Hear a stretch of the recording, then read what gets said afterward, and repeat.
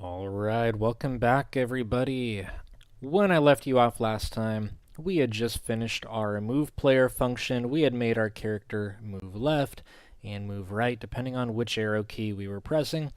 And I left you to figure out the motion to go up or down on the screen. So if we're looking at what we have already, we're basically going to copy this if statement and simply replace these keys with up and down. And instead of velocity on the x-axis, we need to use velocity on the y-axis. So since the code is going to be almost the same thing, we're just going to copy and paste this. Let's go ahead and go to show text. And I'm going to simply highlight everything from our if down to the second to last curly bracket. Very important we get to this very point. I'm going to go ahead and hit copy or Control C. Then I'm going to enter down to the next line. I got to make sure I'm all the way against the margin and Control V to paste. And now we just need to change some values. So let's change the word left to up and the word right to down. Next thing we need to do is change all these velocity x variables to say velocity y. So velocity y, velocity y, and velocity y. Okay, let's see what we have. If we push the up key, that means our player's velocity is going to be -1 times the player's speed. So if we want to move up, let's look at our y values on the screen. Yep, as we move up, the y value is getting smaller. So the negative value is what we want. It'll get smaller every time we hold down that button. And if we move down, it gets positive. So 1 times the player speed will give us a positive value, which should be exactly what we want. And again, if we are pushing neither of those, we are going to stay still. Okay, let's check this out. So again, left and right work fine, as we know. Up, hey, so far so good. We stop, and down's working fine too. The other thing that you're going to notice is that if you hold up and left together, your player starts moving diagonally. So this makes the motion that your player can have just a little bit more realistic, a little bit easier to get around.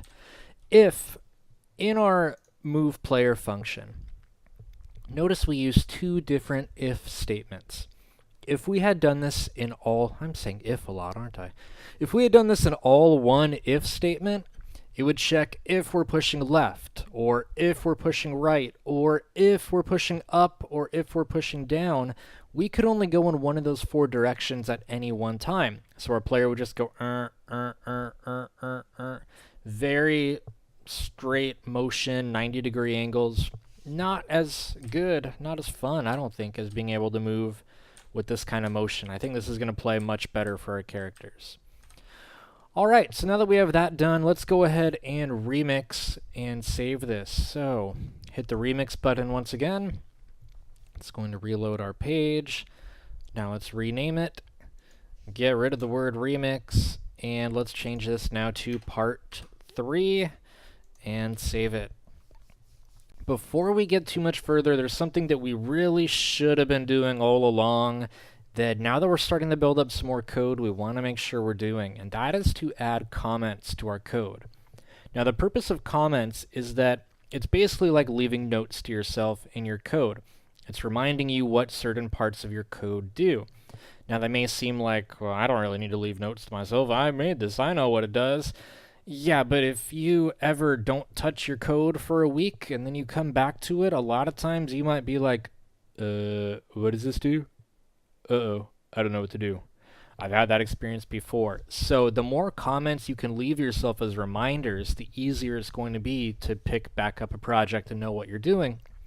Also, let's say you were working on this with somebody else, you code part of it, and then they need to take over and do some work to it.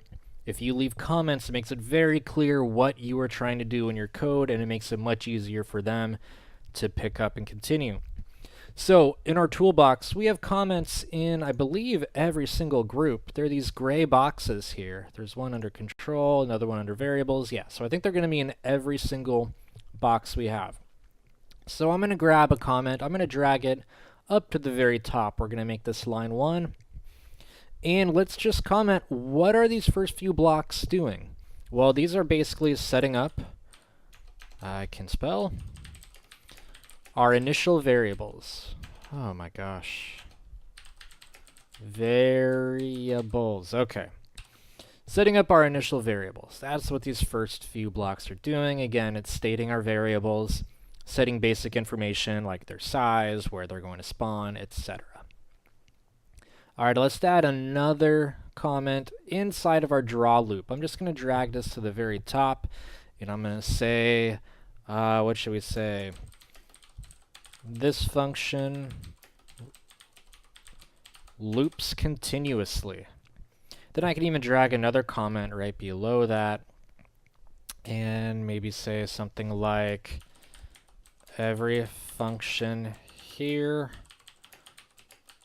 will run every frame. Now, by the way, what we mean by frames, if you're not familiar with that, every time the program runs through the draw loop and it draws a new frame on the screen, it redraws every single sprite, we call this one frame.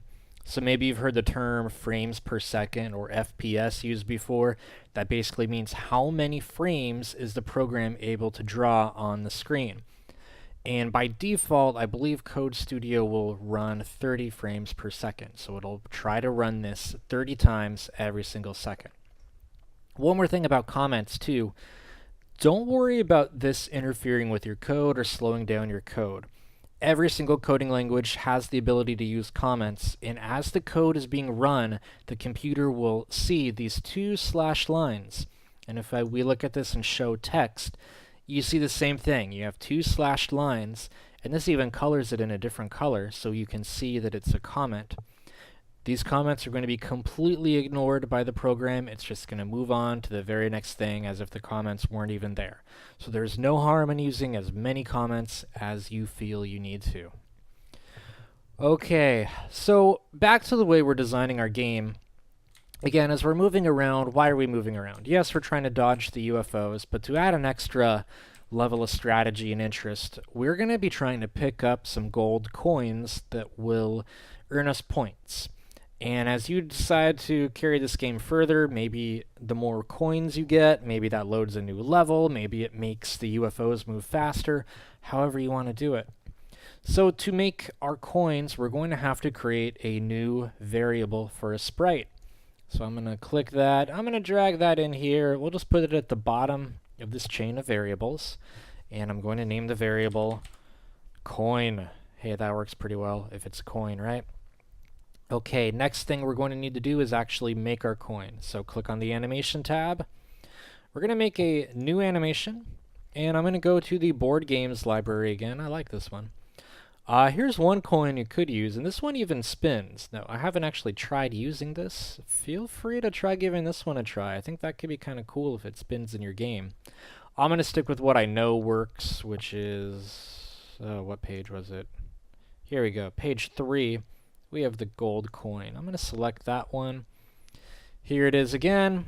I'm going to rename it now to match the names we had before. So I'm going to call this coin sprite, and we're ready to attach it to our variable. So again, to do that, we need to set the animation. So drag that right under our coin. Rename this to say coin. So we're going to call our coin .set animation property, and the sprite we are selecting is our coin sprite. Okay, let's run this and see what happens. Well, good news, our coin's there. Bad news is it's really big, and where'd our player go? Peekaboo, there I am. Peekaboo.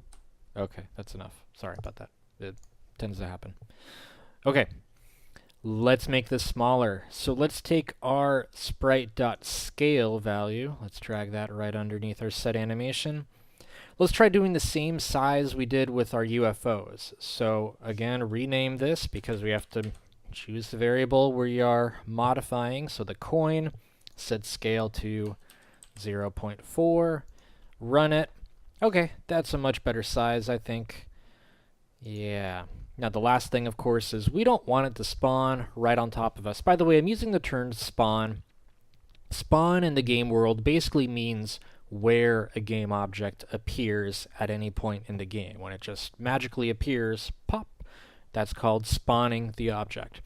So we don't want it to spawn directly over our player right in the center because, hey, that's really easy to pick up the coin right away. We want it to be a little more challenging.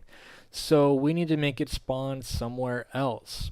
So let's change these values for where it spawns from 200, get rid of that, to 200, get rid of that. Where should we put it? You know, for this game to really be interesting, I think these coins need to show up randomly. Not be in the same place every time, but randomly appear somewhere on our screen. So I'm going to leave that as your challenge as we go. Make it so this sprite is going to spawn at a random location. Every time we reset and run it... Oh, yeah, it's because I left these blank now. Every time we reset and run the game, it should put the coin in a different position. That's how you know it's working correctly. So again, your challenges for today as we go. First, add some more comments to our move player function. We didn't put any comments in there. I'm going to leave that for you to do. Maybe 2 comments would be fine, just to describe how that function is working. And also, make this coin spawn in a random position. As always, I'll show you the solution in the next video. Until then, good luck, and I'll see you soon.